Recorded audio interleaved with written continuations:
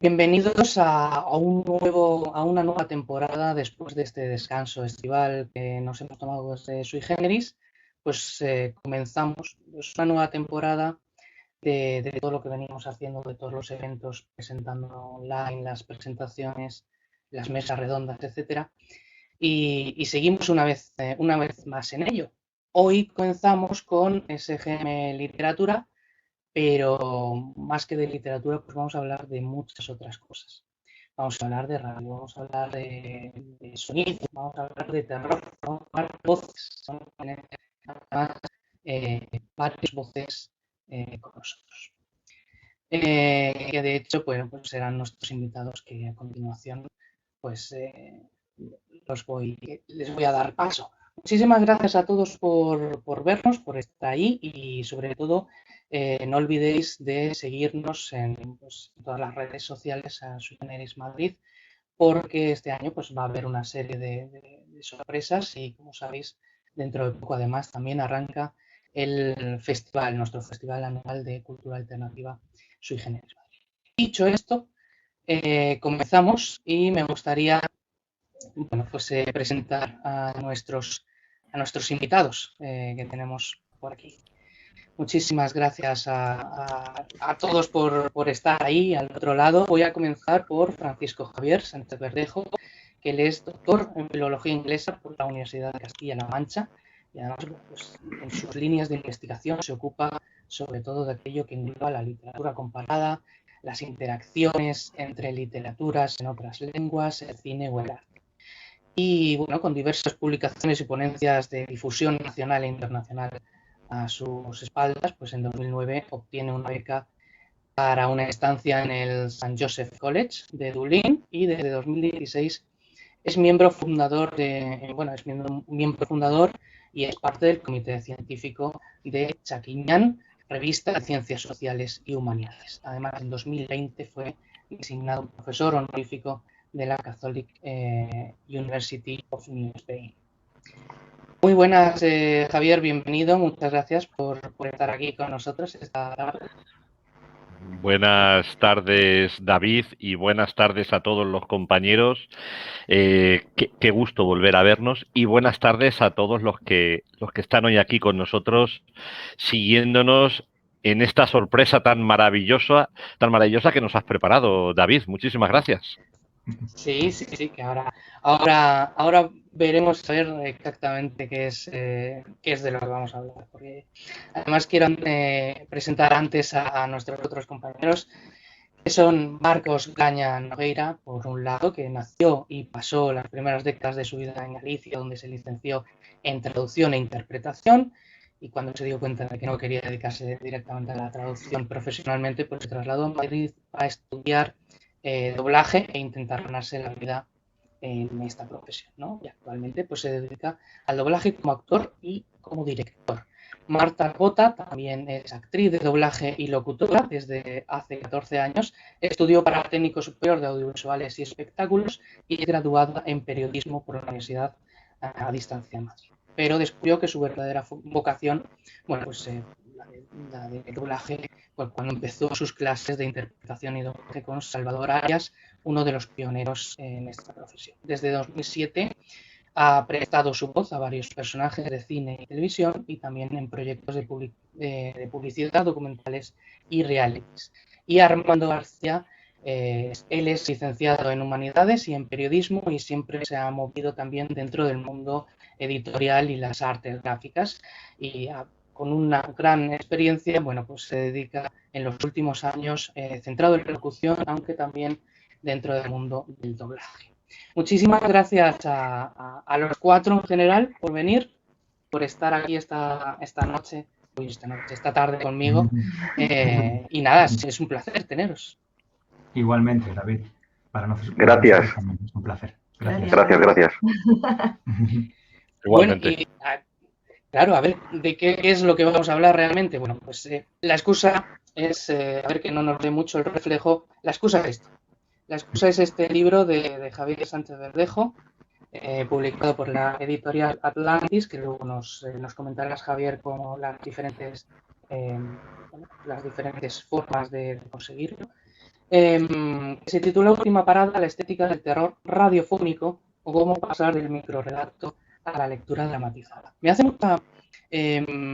mucha ilusión, bueno, pues traer este libro y teneros aquí a vosotros porque, bueno, pues como sabéis, pues todos habéis formado parte a lo largo de diferente tiempo de este proyecto que se llamó Última Parada en la radio y para mí es una auténtica maravilla. Yo os tengo que dar las gracias desde siempre, o sea, siempre os he intentado dar las gracias, pero ahora con más razón porque es una cosa que siempre decía, ¿no? Que todo esto pues, al final era un trabajo colectivo, ¿no? Un trabajo de todos. Entonces, bueno, Javier, cuéntanos qué es este trabajo, ¿no? ¿Qué es este trabajo de investigación, este análisis de ficciones sonoras de terror? No sé si lo podríamos llamar así. ¿Y de dónde te viene, ¿no? Todo este gusto por la ficción sonora de terror? Bueno, pues voy por partes a tus preguntas. Básicamente, Última Parada pretende ser una especie de radiografía o disección precisamente del programa pues que David diseñó y que los tres actores que son tres monstruos que nos acompañan hoy, pues le dieron vida junto con todos los efectos sonoros. Y por tanto, como decía, el libro lo que pretende es hacer una radiografía, una sección de cada uno de los programas. El libro está estructurado en varias partes. Una primera parte es una introducción al terror en la radio, a cómo surge, los orígenes en Estados Unidos, por supuesto, la Guerra de los Mundos, siguiendo después a el desembarco del terror en España y pasando por referentes como son pues Juan José Plans, Chicho Ibáñez Serrador, por supuesto, las historias de terror de Radio Nacional de España. Y tras ese recorrido, lo que se plasma, y porque es así, o sea, se hace porque es de justicia decirlo así, es que en los últimos años se ha echado de menos precisamente en la radio la producción y el consumo de este tipo de terror radiofónico. Estamos inundados e invadidos por el terror televisivo, que es un consumo mucho más rápido, mucho más visual, con sus luces y con sus sombras, pero y aprovecho así para comentarlo a todos los que nos oyen, desde que empecé empecé a oír el primer programa, que os tengo que decir a los tres, en este caso bien a los cuatro, pero a los tres que le dabais vida a los personajes, que conseguisteis engancharme desde el primer día, tal y como explico en el libro, porque es uno de vuestros puntos a vuestro favor. Pues semana a semana me fui convenciendo que esto no se podía quedar en unas simples emisiones radiofónicas semanales y precisaban de algo más. Y ahí fue surgiendo este libro. Entre medias me vas a permitir, David, que recuerde, por ejemplo, pues alguna que otra conversación donde se ponía precisamente de manifiesto la profesionalidad y todo el cuidado y el cariño y el esmero con el que se preparaban los programas. Respondiendo a tu segunda pregunta, pero enlazándolo con lo que estoy diciendo, es verdad que estoy convencido que el terror radiofónico es mucho más poderoso que el visual, por una sencilla razón. Porque con el terror visual todo se consume por medio de los ojos. Por tanto, todo se ve. Y a la vez todo se oye. Es importante esto que acabo de decir, que no por ser evidente deja de ser importante, porque lo que se oye es esencial. De hecho, yo siempre lo digo, que invito a cualquier persona que intente ver una película de terror sin sonido, y automáticamente pierde su carga emocional y su poder. Precisamente ese es el gran valedor, el gran valor que aporta Última Parada en la radio, que, digamos, conseguís los cuatro que los oyentes se conviertan en una especie de invidentes donde no pueden ver, tienen que escuchar, pero después llega la gran magia que hacéis, que es que obligáis a los oyentes a que otra vez vuelvan a ver, pero esta vez en su cabeza. Es decir, se tienen que imaginar, se tienen que montar su historia en su cabeza y construir a los personajes. Personajes que, como explico, la mayoría de las veces son personajes creíbles, verosímiles, y cualquiera de los oyentes los puede identificar con personas que viven a su alrededor. Totalmente. Sí, yo estoy de acuerdo en lo que dice Javier, que el trabajazo de Marta, Marcos y Armando que fue brutal. Hay que decir también que ellos son algunos de los actores de doblaje que nos acompañaron. Y yo creo, diría prácticamente casi seguro que son los que más ficciones sonoras hicieron en su momento. Así que, no sé, vosotros, Marta, Marcos y Armando, ¿cómo os habéis enfrentado, ¿no? a esto? Bueno, vosotros que os habéis enfrentado a un montón de proyectos distintos. ¿Habéis tenido algún contacto previo con las ficciones sonoras, con este tipo de lecturas dramatizadas antes de Última Parada? ¿O qué reto, ¿no? supone una ficción sonora, ¿no? ¿O qué se diferencia de otro tipo de doblajes de los que hacéis? ¿Quién empieza? Yo con ficciones sonoras propiamente dichas no había tenido ninguna experiencia anterior a esto. Lo más cercano, ¿no?, que se puede considerar más o menos relacionado, son audiolibros. Yo hubo una temporada en la que hice lecturas, bueno, avances de audiolibros, ¿no? Grababa a lo mejor las cinco primeras páginas, luego se presentaban al autor del audiolibro y él ya decidía si se grababa el audiolibro entero para intentar venderlo de esa forma. Eso es lo más cercano que había hecho a algo parecido a la ficción sonora antes de empezar con los audiorelatos.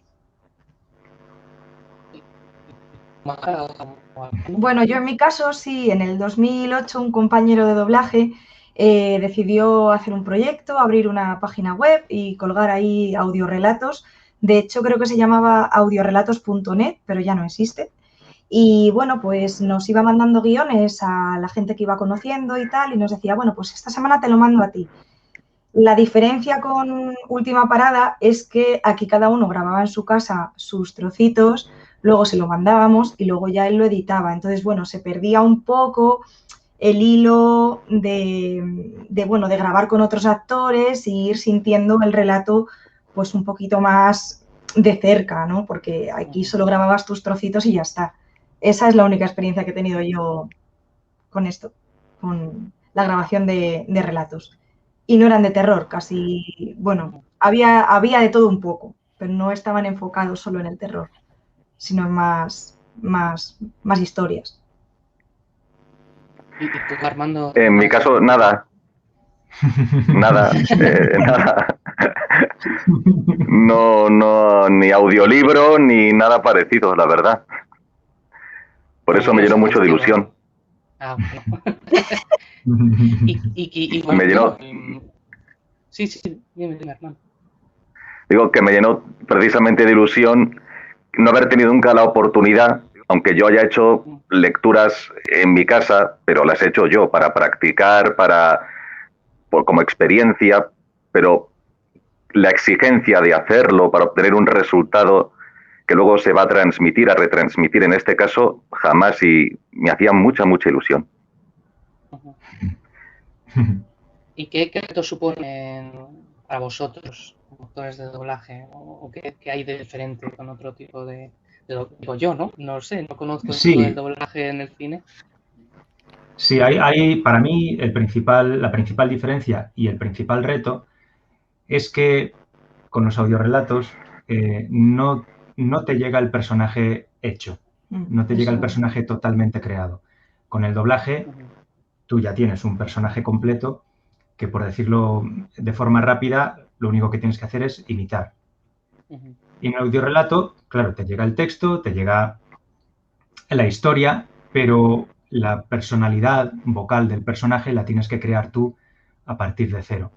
Entonces, a mí personalmente eso me supone una dificultad especial, porque yo nunca me he considerado actor en general, he aprendido a ser actor de doblaje, pero nunca he creído tener una especial facilidad para crear personajes de la nada. Entonces, sí me suponía sobre todo una incertidumbre, porque, vale, cuando estoy haciendo un doblaje, pues tengo el personaje delante y puedo comparar mi actuación con lo que ya he oído de ese personaje original y con lo que estoy viendo en la imagen. Pero cuando creo un personaje para un audiorelato, siempre tengo la incertidumbre de si estoy atinando con lo que pide ese personaje o con la interpretación más apropiada para esa historia en concreto.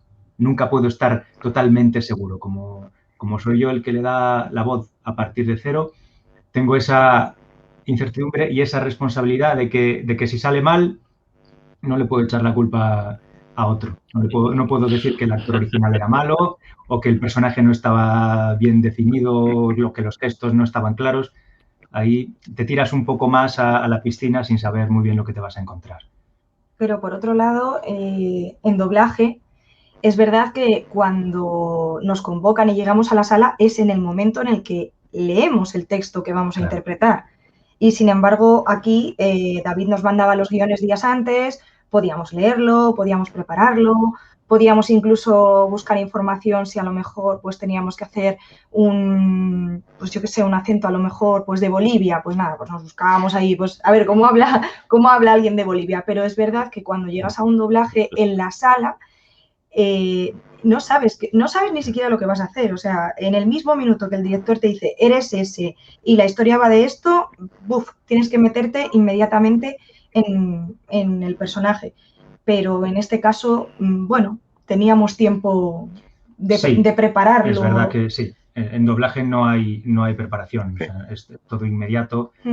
No hay esa ventaja de poder, pensártelo antes, ¿no? Y luego también está la limitación de que la duración de lo que tienes que decir está muy estrictamente marcada en el doblaje. O sea, no te puedes salir del tiempo que tiene que durar exactamente la frase y del lugar donde la tienes que meter. Y también de la intención. Bueno, por un lado es una ventaja, ¿no? Porque te dejas llevar un poco por la interpretación original, pero por otro lado es una desventaja porque si te sales de la exigencia del personaje original, ya no lo estás haciendo bien, ya no resulta creíble, ya no funciona. En cambio, claro, con un personaje que creas tú, pues sí, tienes más margen. O sea, no estás seguro de si lo estás haciendo bien o si lo estás haciendo mal, pero no hay una única forma de hacerlo bien. Pues, aunque no lo hagas a lo mejor como otra persona lo haría, eso no significa necesariamente que te estés equivocando. Y para ti, Armando, que te podría añadir muy callado. Sí. Bueno, es que lo esencial ya lo han dicho ellos. Creo que sí. Claro, es que básicamente es eso. Luego, añadir algo más, pues quizá lo concerniente al proceso creativo, porque tú no estabas un personaje, pero nosotros teníamos que crear para el sonido, para darle voz, para darle personalidad, para darle vida a ese personaje. Y claro, hay una diferencia, porque en un videojuego o en una serie tú estás viendo al personaje. Aquí te lo tienes que imaginar. Entonces, yo, por ejemplo, hacía una cosa. Cuando yo de pequeño leía tantas historias y novelas clásicas de terror, claro, como una película, te vienen las imágenes a la mente que te genera la lectura. Es cierto que si, por ejemplo, tienes que hacer Frankenstein, tienes la propia novela de Frankenstein y tienes todas las películas sobre Frankenstein. Puedes más o menos pegarte a la lectura y pegarte a las películas. Al enfrentarnos a tus textos, David, no había ninguna referencia previa, no había una novela previa sobre ese personaje, no había una película previa o una serie previa sobre ese personaje. Aunque hay arquetipos como el vampiro y otro tipo de personajes, no había referencia de ningún tipo. Entonces teníamos que ir ex novo con nuestra imaginación, construyendo una imagen previa de lo que tú nos proporcionabas a través del texto, para configurar como una figura de barro, para darle forma y darle vida, ¿no? Insuflarle alma a esa figura de barro que teníamos que crear primero para que tuviera peso, para que tuviera potencia, para que fuera creíble. Claro. Sí, sí, ¿no? Y oye, no sé, bueno, ya no nos dirá, según Javier, sí que terminaba siendo creíble, ¿no? Yo siempre recordaré Sí, ese troll interpretado exactamente. por Armando. Sí, perdona, te he cortado, David. Sí, no, digo, no, que siempre recordaré un troll que moduló Armando con su voz. Pues fue bastante. Nos dejó a todos de piedra, ¿no? Sí. Sí. Bueno, ¿Puedo añadir una cosa? Sí. Ese troll tiene truco. Es una derivación de mi imitación de Louis Armstrong, del trompetista y cantante. Luego os enseño, si queréis, os muestro cómo evolucionó de uno al otro. Ya está. Vale, sí, por favor. Sí. Bueno, yo iba a hacer una apreciación que exactamente lleváis razón. O sea, lo he apuntado antes y os estoy oyendo y me estoy reafirmando precisamente en el producto final que habéis conseguido. Es decir, fijaros que estáis diciendo que la mayoría no teníais experiencia previa en este tipo de lecturas dramatizadas, casi tampoco en lo que es el terror, salvo esas lecturas que nos ha dicho Armando que hacía de pequeño. Y claro, es verdad que la mayoría de los guiones que David creó tienen como eje, no vamos a decir solo el terror o exclusivamente, sí principalmente, pero también porque está claro que todas las emisiones tienen una pequeña moraleja, llevan una segunda intención, una reflexión para el oyente, pues bien si estamos hablando de el mal uso de la tecnología o de cualquier otro aspecto que se nos pueda ir de las manos, ¿no? en el día a día. Pero como decía, claro, vosotros no teníais esa experiencia previa. Es cierto que el bagaje que ha presentado David y vosotros mismos os avala suficientemente pues para lo que conseguisteis hacer, pero como os decía, claro, para mí el poder está en que apenas ha pasado un minuto de cada una de las dramatizaciones, ya habéis conseguido, como creo que digo una de las frases, inocular en el oyente el veneno de sentirse enganchado a terminar vuestra historia, incluso muchas veces sabiendo lo que va a ocurrir. Pero eso es aún más otro punto a vuestro favor, porque el oyente hay veces que sabe lo que va a ocurrir, pero no quiere irse, no quiere apagar, sino que necesita seguir escuchando. Es verdad que en otras ocasiones David lo que hace es esa especie de punto de giro casi al final, en el que de repente la historia cambia y se produce la sorpresa final. Pero sí, me reafirmo contestando a lo que decías, David, y oyéndoos a los tres, en que lo conseguís con creces, lo cual, por supuesto, subraya vuestras cualidades, por supuesto. Sí, totalmente. Fíjate, Javier, te iba a preguntar también por ya que evidentemente hablamos también un poco del libro de Última Parada. Yo quería preguntar, pues un lector que se va a encontrar cuando abra el libro, ¿qué es lo que va a encontrar? A ver, vale. yo lo sé, pero cuéntanos. Vale, pues un poco. El libro está estructurado en varias partes.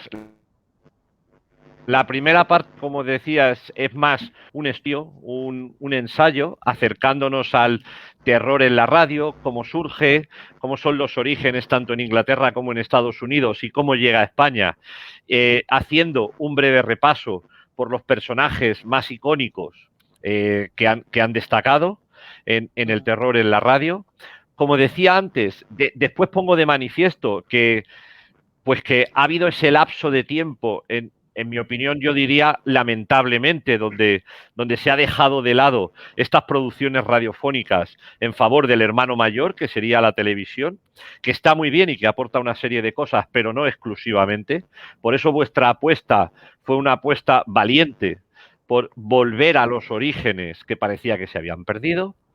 Una segunda parte del libro lo que hace es analizar cada una de los programas, de las emisiones que hicisteis, los casi 60 programas que hicisteis a lo largo de casi año y medio. Una disección, en mi opinión, bastante exhaustiva, pero por supuesto mejorable, donde vamos desgranando pues desde quiénes son los personajes que participan, un pequeño resumen, cuál es el encuadre temporal, el encuadre físico, y luego relaciones que muchas de las dramatizaciones que hacíais tenían bien con noticias del momento o bien con sucesos reales que habían ocurrido bien en el momento o años atrás. Y luego, en la parte de atrás, el lector lleva los enlaces a cada una de las dramatizaciones, claro, porque lo ideal sería que el lector las oyera, igual que las oíamos todos los oyentes cada semana, y después se fuera a leer ese estudio breve de cada una de ellas. Y cierra el libro, bueno, aparte de un apéndice bibliográfico, cierra una tabla relacional comparando cada uno de los programas y demostrando cómo todos los programas que hacíais, muchísimos tenían en relación entre ellos, sobre todo con la temática, pero no exclusivamente. Sí, además, en esta última tabla que nos comentas, Javier, a mí me hace mucha gracia porque uno de los temas es muerte y están prácticamente todos metidos. No sé, yo siempre tenía como una obsesión por terminar matando a mis pobres actores de doblaje. Hay una pregunta que me gustaría haceros a todos en general, ¿no? Y es, ¿el terror sonoro sigue teniendo público desde vuestro punto de vista, tanto vosotros, Marta, Marcos, Armando, como el tuyo, Javier?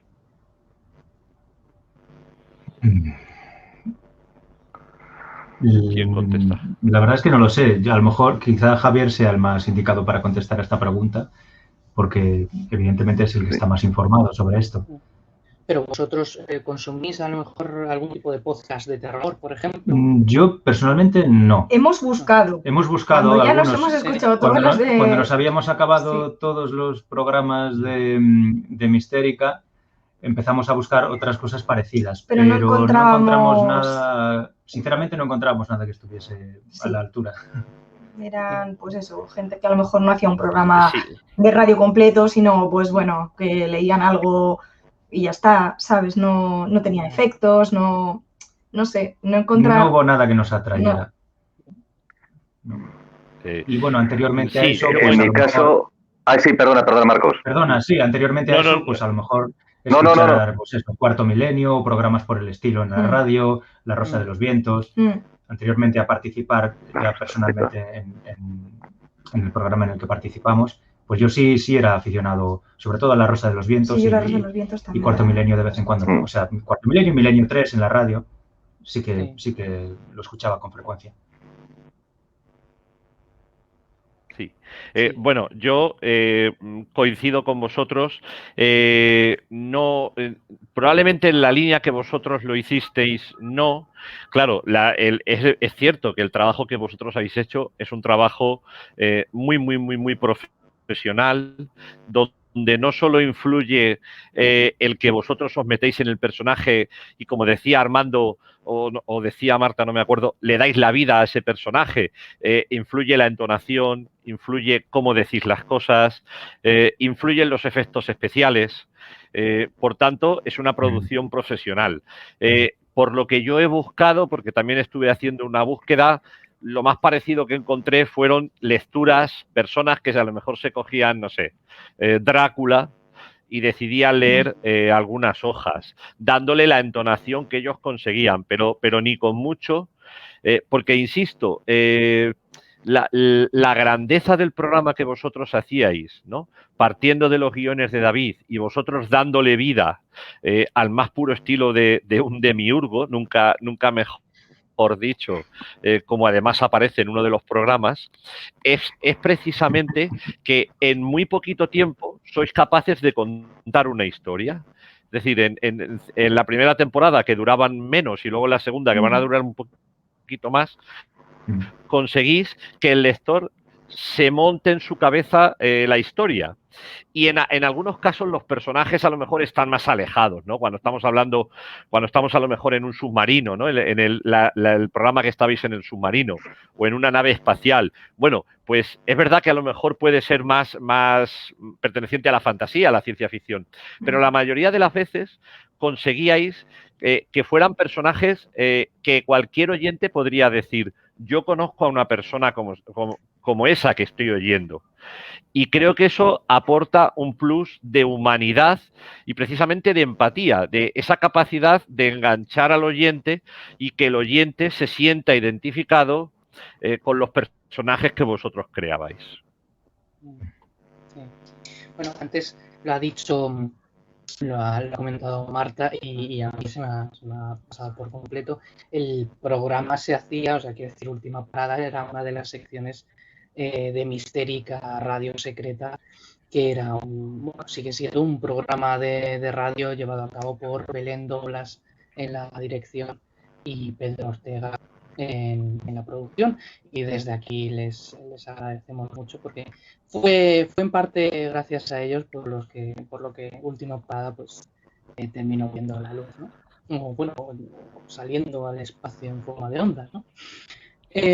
Sí que me gustaría preguntaros a los actores de doblaje, a vosotros, porque se habla mucho siempre pues de eso, de la postproducción, de los efectos, del ambiente, pero claro, y antes de hecho Javier hablaba de cómo el terror pues, es muy visual, o tiene un que caracterizar como el terror muy visual, además en las últimas décadas, ¿no?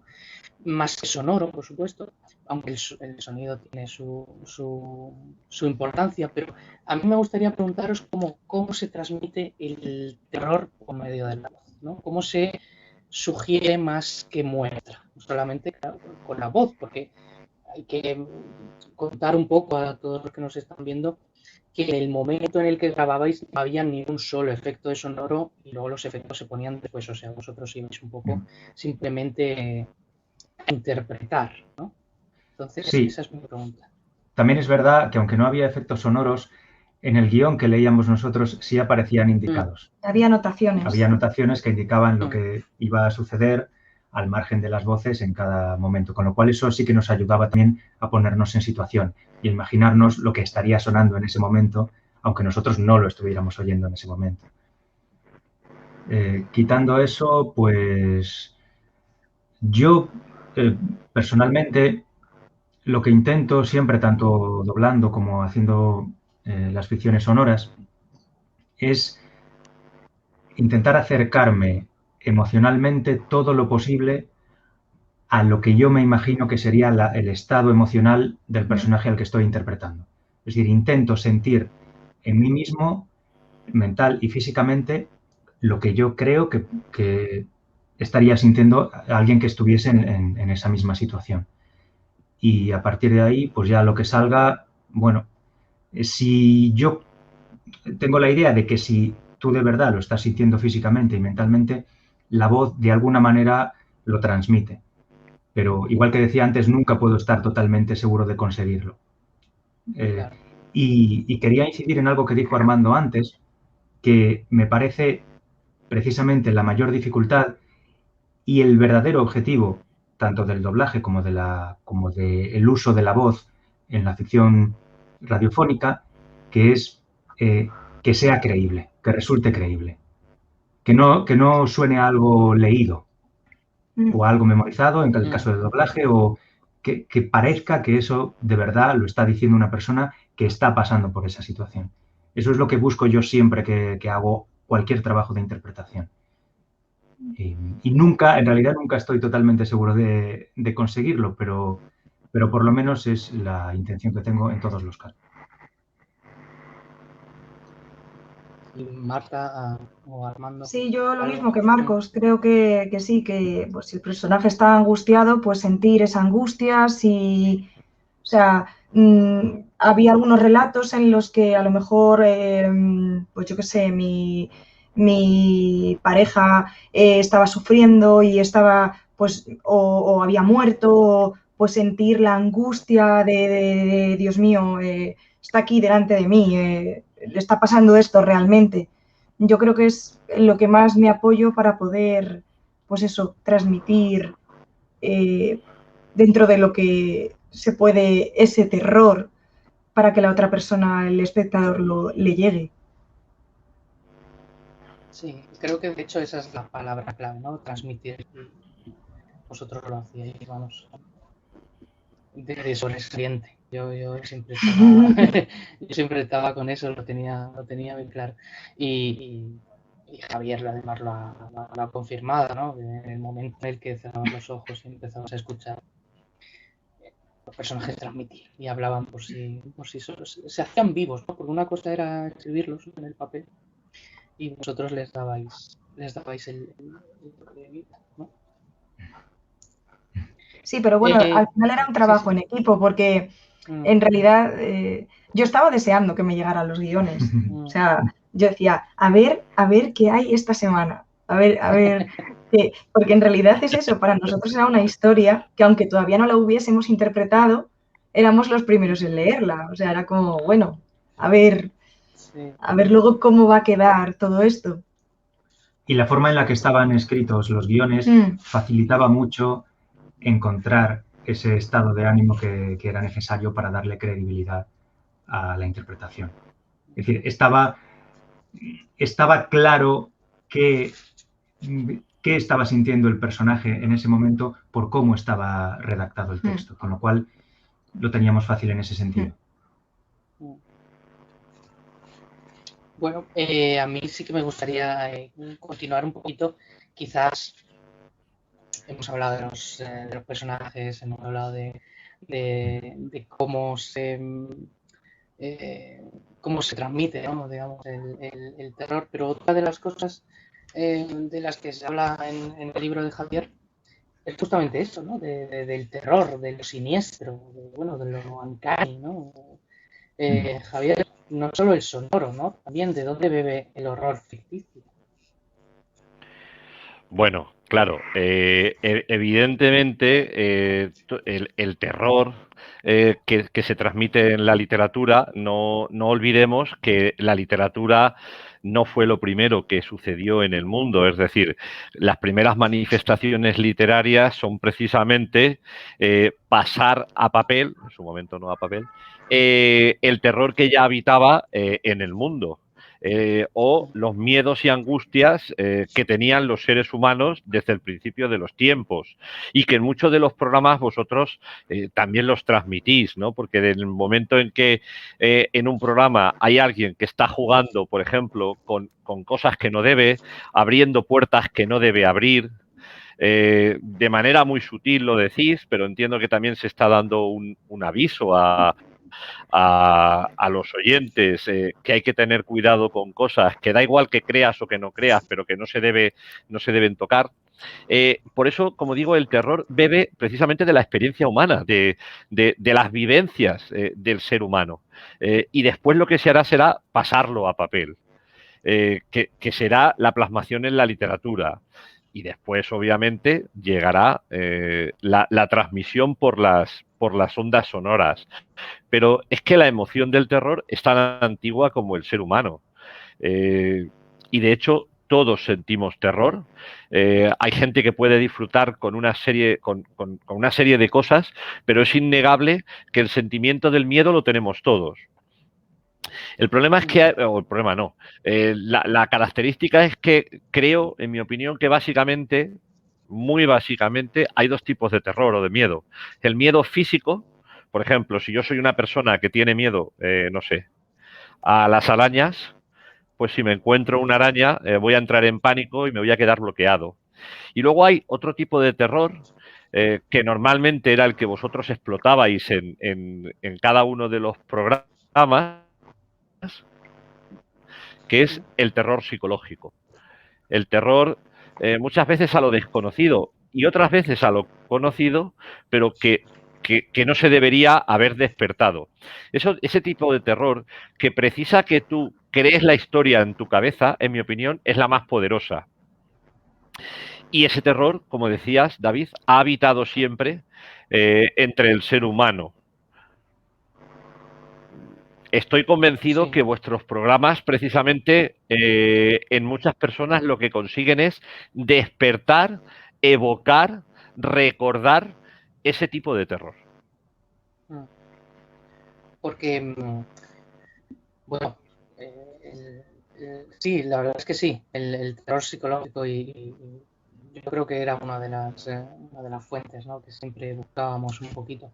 Pero yo que sí que quería un poco preguntaros a ti, Javier, y a Marta, a Marcos y a Armando también, ¿cuál es el terror que más os gusta, ¿no? Porque hablábamos siempre, o que cada ficción sonora tenía un poco una temática, pero ¿cuál es el terror que realmente os llegaba a cada uno, os llega hoy en día? Sí, Javier. Bueno, vamos a ver. Creo que el terror, aunque parezca mentira, es una experiencia personal. Sí. Y por tanto, dentro de entre todo el elenco de monstruos, pues cada uno de nosotros puede disfrutar con distintas manifestaciones terroríficas. No es ni mejor ni peor, simplemente es el que a mí me produce ese sentimiento, digamos, de angustia máxima. Mirar, yo a mis alumnos en la universidad o cuando doy precisamente charlas sobre esto, siempre les pongo el mismo ejemplo, que es cuando yo voy a ver una película de risa, lo que espero es salir del cine casi y que me duela el estómago, de haber reído tanto y no poder más. Vale, pues del mismo modo, cuando yo me enfrento a un producto de terror, puede ser una película, pueden ser precisamente vuestros programas, lo que busco es que ese programa me produzca precisamente esas sensaciones. Y si además consigo que esas sensaciones permanezcan en mí, el objetivo está logrado. De ahí que muchísima gente diga que no le gusta consumir terror, bien oír o bien ver una película, porque después va a soñar o va a tener miedo cuando esté en la soledad en su casa. Lo que pasa es que muchas veces la gente no ve que si está sintiendo eso es porque el producto inicial ha conseguido transmitirle esos sentimientos. Por tanto, es un éxito total. Por eso digo que, en mi opinión, no sé lo que opinen ellos, pero el terror es muy, muy, muy personal. ¿Y Armando, tú, por ejemplo? Pues mira, me acaba de venir a la cabeza un sueño que tuve de pequeño. Porque yo de pequeño, con 3, 4 años, estaba en... Bueno, me acuerdo de muchos sueños que tuve de pequeño, no me preguntéis por qué. Uno en concreto. Bien, la puerta de mi habitación estaba abierta y entonces veo un ejército de esqueletos caminando por la habitación, 5 o 6 esqueletos que van pasando, uno detrás de otro. Fíjate, más que esqueletos, como si fueran personas que se han puesto una malla, como un disfraz de esqueleto o algo parecido. Era como esqueletos, pero con un elemento corpóreo, en total oscuridad. Y el último se gira y me mira. Y yo lo que hice fue, pues, taparme con la sábana. Me tapé con la sábana en el sueño o en la realidad. Bueno, no estaría ahí ese ejército de esqueletos, pero yo de pequeño creí que estaba ahí, de verdad. Entonces, ese instinto atávico que nos conecta con la infancia y con los primeros terrores, cuando tú escuchas las dramatizaciones, conectas con eso. Y si conectas con eso, perdóname, te giñas. Es decir, significa que ya cuando te levantas, después de escuchar la dramatización y vas al pasillo, ya notas una sensación extraña. Tu pasillo ya no es el pasillo de siempre, es un pasillo con una atmósfera especial y tienes que encender la luz. Ya no puedes atravesar el pasillo a oscuras para llegar al cuarto de baño. Correcto.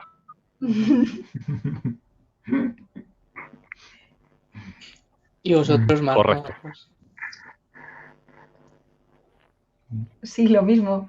Yo es que he sido muy miedosa desde siempre, con lo cual a mí esto me venía que ni pintado, porque mis padres utilizaban mucho el miedo pues para, venga, come, que si no va a venir tal monstruo, venga tal, que si... Y eso, bueno, a veces no está tan bien, porque si encima ves pelis de miedo, porque yo intentaba verlas ahí escondidas y ya te vas tú montando tu película en la cabeza, yo, vamos, soy muy de que veo que se mueve algo y que ha sido el viento, pero yo no lo sé y ya hay un espíritu en mi casa. Cosas de ese tipo, ¿sabes? Entonces, sí, yo, vamos, creo que lo que decía Javier, que el miedo es bastante personal. Lo que a mí a lo mejor me da mucho miedo, a otra persona, pues a lo mejor dice, va, los espíritus, pero ¿qué dices? Pero a mí, por ejemplo, eso me da muchísimo miedo, porque es algo que como que no, sobre lo que no tengo a lo mejor poder para destruir. Entonces, claro, cuando te lo presentan en las películas o en una ficción sonora es como, uff, que no vea nada de esto yo en mi casa.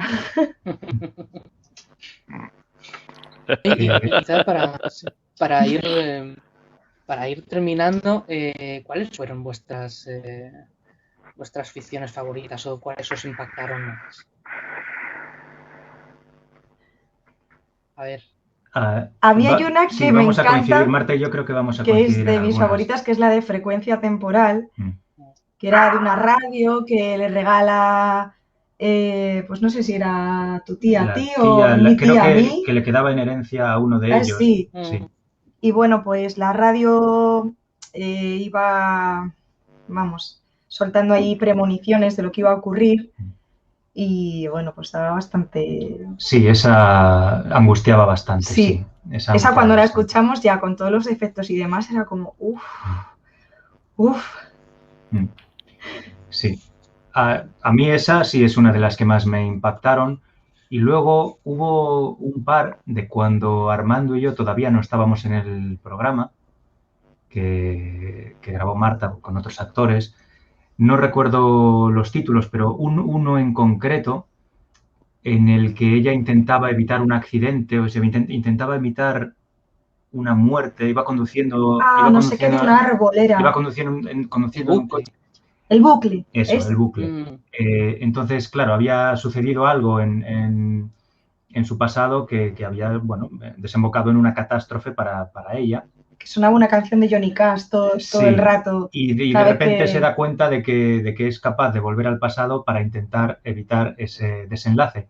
Pero cada vez que lo intenta, pues la cosa acaba en un desenlace que es igualmente malo, ¿no? Y la forma en que está todo enlazado y la forma de interpretar de Marta a mí me crea una sensación pues eso, de mucha angustia.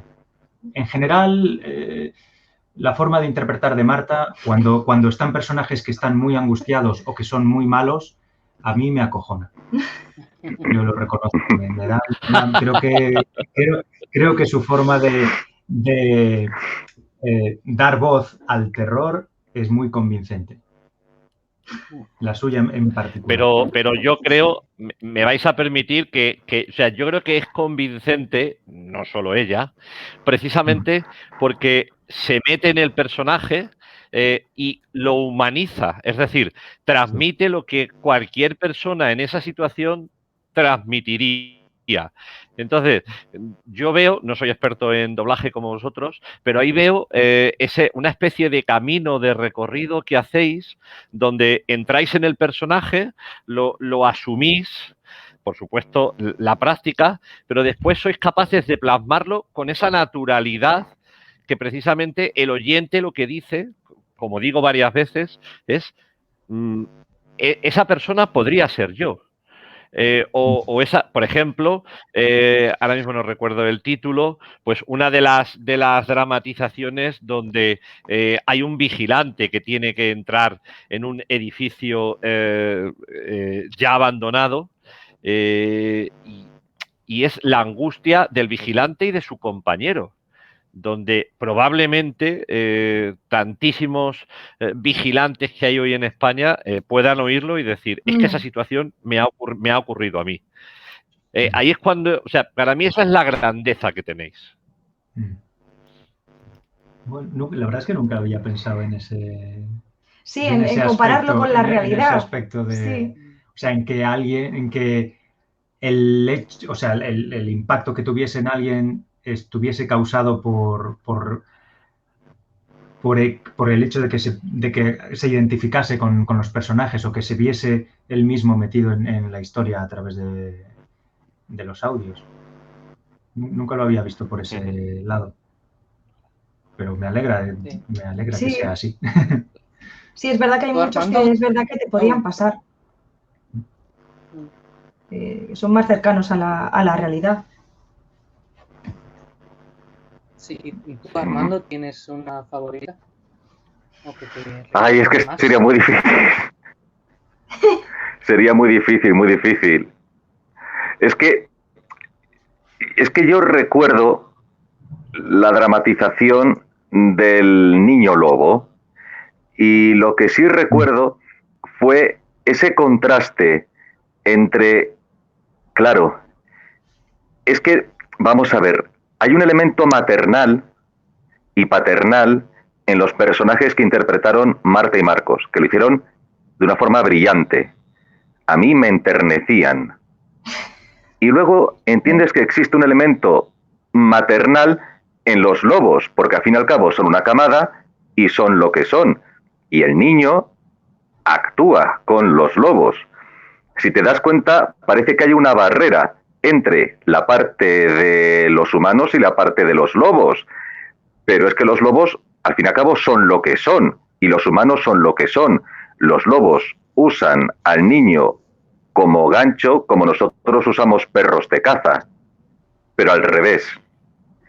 Y ese contraste entre entender la naturaleza actuando por un lado y la naturaleza actuando por otro, porque esos lobos habrían dado su vida para salvar al niño si se viese en peligro, como habrían hecho los humanos ante un peligro que acechase al niño, ese choque de realidades de la naturaleza a mí me dejó tan en shock que me marcó bastante. Y ahí sigo con el run run de la historia. Pues, ¿qué os parece si para cerrar esta fantástica conversación que hemos tenido, pues si nos regaláis una lectura, una lectura dramatizada, una ficción sonora, como queréis llamarla. Así que, Javier, yo desapareces momentáneamente, temporalmente de la pantalla, muy bien, pero vuelves... Encantado de desaparecer. Vuelves antes de que nos despidamos, ¿no? Vale, pues si estáis listos, vamos allá. Cuando queráis. Una periodista está inmersa en una investigación con la que pretende destapar una extraña trama de influencias que se centra en un misterioso restaurante. El establecimiento, que se cubre siempre bajo el manto de la clandestinidad y lo exclusivo, rueda de país en país, ofreciendo a sus comensales recetas nunca antes degustadas. Marta Argota, Marcos Graña y Armando García protagonizan un menú de muerte. Llevo investigando el caso desde hace meses, Fran. No, solo necesito más tiempo. Ya sé que el reportaje tiene que estar listo para la semana que viene. Lo tendrás, Fran. Créeme. Escucha, nunca hemos publicado algo como esto. Va a ser la bomba. No es lo mismo que te dije con los reportajes anteriores. Esto va a ser una noticia de primera. Escúchame. Aquí hay gente implicada desde las más altas esferas. Sí, lo sé. Sabes que nadie más investigaría esto. Un restaurante de lujo clandestino que va mudando de lugar por todo el mundo. Solo se puede entrar con una invitación especial, Fran. Y estoy a punto de conseguirla. Bueno, tengo mis fuentes. Tengo que dejarte. Me ha llegado un correo. 1 semana. Te lo prometo. Adiós. Chao. Sí, bien. Sabía que en ese foro tenían la clave. Voy a contestarle ahora mismo. He recibido la invitación. Gracias, Tenedor 81. Sabía que no me ibas a decepcionar. Besos, Amanda_Gourmet. Enviar. Vale. A ver el adjunto. Un momento. Está a mi nombre. ¿Cómo es posible? Nunca he dado mis datos a nadie. Estimada señorita Amanda, nos complace informarle que es usted una de las afortunadas invitadas a nuestro exclusivo establecimiento y por la presente, este documento le proporciona el honor de asistir al menú nocturno de esta noche día. Nuestro evento tendrá lugar en la calle a la altura del número 80, donde deberá buscar una puerta roja y acudir con esta invitación personal e intransferible al sitio. Saludos cordiales. Esta noche. Es esta misma noche. ¿Cómo han sabido quién soy? Bueno, ahora no hay tiempo para eso. Tengo que prepararme. Vale. Tiene que ser aquí. ¿Tiene invitación? Sí, claro. Aquí la tiene. Gracias. Por aquí, por favor. Acompáñame. Gracias. Hola. No sabía que serían en mesas compartidas. Yo tampoco. Hola, soy Manu, encantado. Amanda, igualmente. ¿Cuánto tiempo más vamos a esperar? Yo llegué hace media hora, más o menos. Él ya estaba sentado aquí antes. Sí, y no sé vosotros, pero yo tengo hambre. Ya era hora de que volvieran por aquí. ¿Volvieran? ¿Es tu primera vez? Yo ya probé el menú nocturno hace 2 años y fue una auténtica delicatessen. Desde entonces han estado de gira por Asia. Mucha gente pensaba que no iban a volver, ya sabes, por trabas legales y de sanidad. ¿A qué te refieres con trabas legales? Bueno, ya sabes, no es fácil sostener este tipo de restaurantes. La exclusividad es fundamental. Claro, por eso lo del sistema de invitaciones. Lo de las invitaciones es una gilipollez. Hoy en día hay mucha gente intentando meter las narices en este sitio y así lo único que van a conseguir es que termine desapareciendo. Bueno, a mí lo de las invitaciones me parece bien. Yo no hubiera podido pagar como se hacía antes. ¿Antes se tenía que pagar una cuota para entrar aquí? Pero, ¿tú? ¿De dónde has salido? Hasta hace un par de años, esto tenía la categoría de club elitista. Pagabas por adelantado la información de dónde iba a celebrarse la velada y punto. Oh, ya era hora. El primero, gracias. Qué bien huele. Pero, ¿no nos dan a elegir? El elegir plato. Este menú es único. Durante meses, un selecto grupo de chefs internacionales acuerdan qué cocinar, cómo hacerlos y cómo servirlo. Cada vez es más difícil encontrar, ya sabes, carne de calidad. Yo conocí a uno de los premiados de la vez anterior. Creo que no le hizo mucha gracia ganar el sorteo. Hay cobardes en todas partes. ¿Me veis a mí? Yo estaría encantado de ganar ese sorteo. Daría la vida por este establecimiento para que siguiese ofreciendo estos platos maravillosos. Ahora, sin embargo, han puesto las reglas del traspaso de ganancia. Me parece una tontería para cobardes.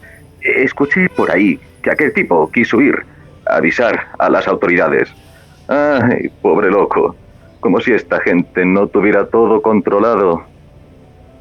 ¿Qué es eso del sorteo y el traspaso? ¿Ves esto? Todos tenemos esta cajita. Al final se abre y si te ha tocado, serás la afortunada para el próximo menú. Lo del traspaso es que puedes renunciar a tu suerte y pasárselo a otra persona por medio de una invitación. Esa persona irá directamente a la cocina en tu lugar. No entiendo. ¿Qué es lo que se gana en el sorteo? ¿Por qué alguien querría pasárselo a otra persona? Hay gente que no está preparada, supongo. ¿Qué es lo que ganas? No está claro. Convertirte en esta delicia. Estamos degustando a aquel tipo que quiso saltarse las reglas. ¿Qué? ¿Qué quieres decir? Ya sabes, no hay mejor carne que la humana.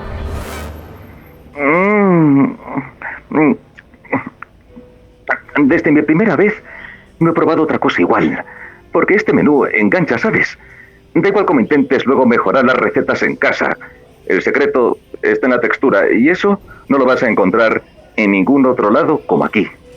Claro, es aquí o ir pegando bocados a la gente por la calle.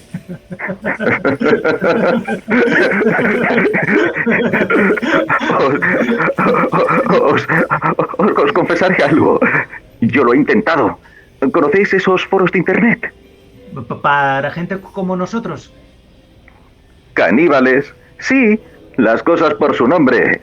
Pues lo he intentado varias veces, pero la cosa cada vez está más vigilada. ¿Qué te ocurre? ¿No comes? Creo que no tengo mucha hambre. Bueno, siempre puedes reservarte para el postre. ¿Por qué no abres tu caja y vemos si has sido la afortunada? ¿La caja? Ah, sí, sí. ¿Qué significa este punto rosado? ¡Guau! ¡Enhorabuena! ¿Qué?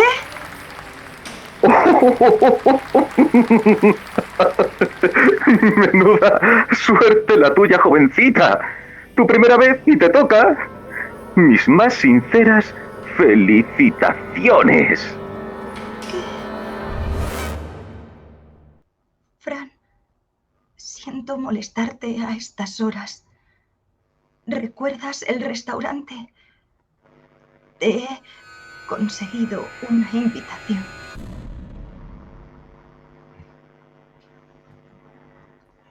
Bueno. Qué maravilla. Volverlo un a placer, escuchar, sí. un lujo volver a escucharlo y sobre todo con ellos delante, viendo sus caras. O sea, muchísimas gracias. No podéis imaginar Sí. lo que acabo de vosotros. disfrutar. A vosotros. Muchísimas gracias. Qué maravilla, sí, la verdad es que vamos. Los pelos de punta, también te digo. O sea, no es lo mismo el veros, ¿no? Que también como acompañáis la voz, ¿no? Con las expresiones. Es que la carne humana de por sí ya es un tema que inquieta, ¿eh? Sí, creía que ibas a decir que la carne humana de por sí ya está deliciosa. Creía que ibas a decir eso. Claro, tanto que se mete en el papel, mira, ahora. Claro, para prepararse el papel pues hay que probarlo, ¿no? Y... Somos actores de método. Claro. Lo que haga falta, ¿eh? Bueno, hay una cosa, es que a veces, es que ¿sabes qué ocurre? Que me parece que entre lo que yo veo en vosotros hay como una especie de sincronización y me parece que a veces piso sin querer a lo mejor alguno de vosotros, pero no es mi intención, porque me parece que el sonido y vuestra boca a mí me llega de manera distinta y a veces me pierdo, disculpadme. Es que a lo mejor te he pisado sin querer. Nosotros no lo sé.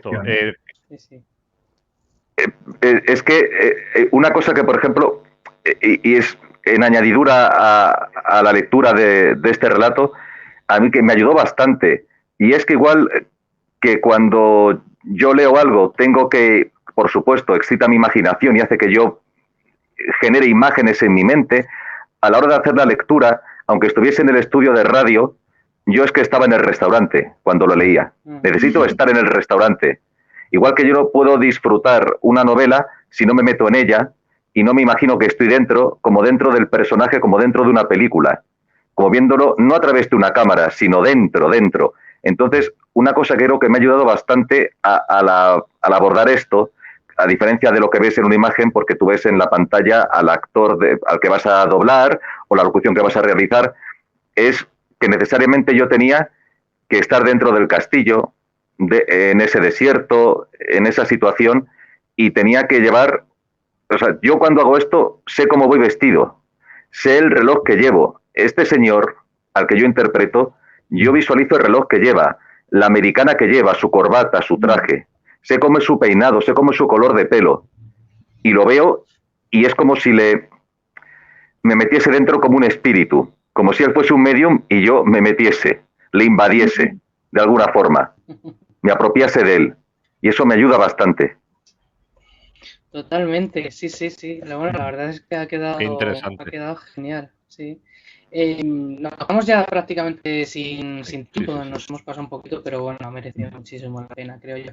Creo que ya para terminar, lo único, Javier, ¿cómo podemos conseguir el libro de Última Parada? Cuéntanos.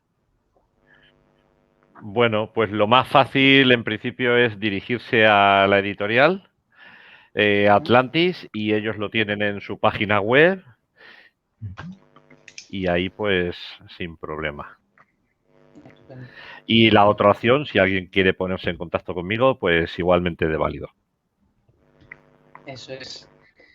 Bueno, pues muchísimas gracias a los cuatro por estar aquí en esta tarde, por acompañarnos, por haber hablado tantísimo sobre ficciones sonoras, sobre terror y Muchas habernos gracias. regalado esa dramatización. Gracias a ti por Gracias a ti juntarnos. por juntarnos. Gracias.